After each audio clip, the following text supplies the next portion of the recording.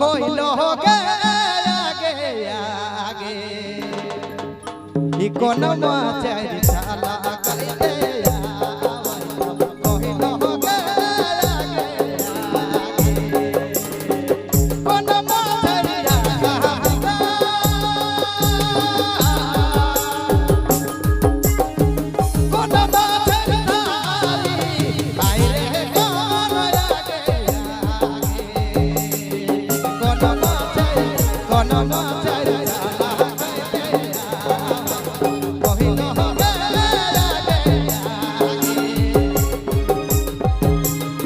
कोन माचर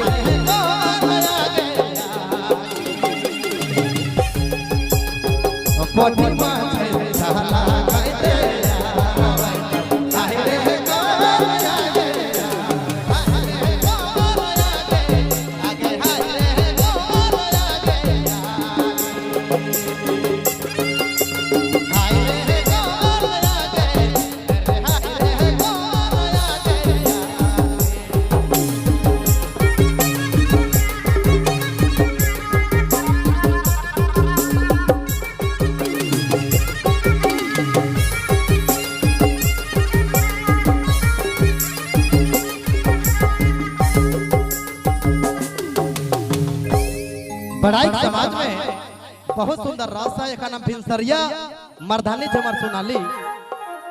अब एगो और सुनाई देती है मर्दा जोर में ए रे दाना खाना वाले ए रे दाना खाना वाले ए रे दाना खाना वाले कात बादे तेजलिया गाना वाले रे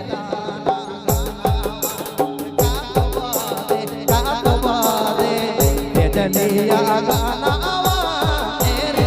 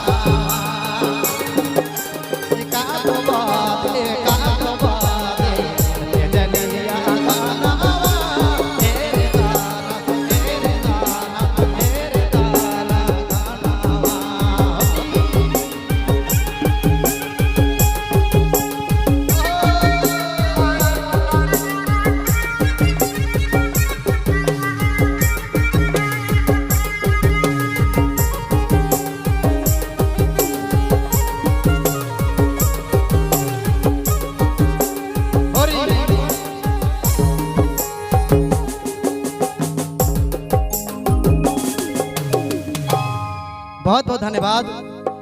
आप बुलाते हम सुभाष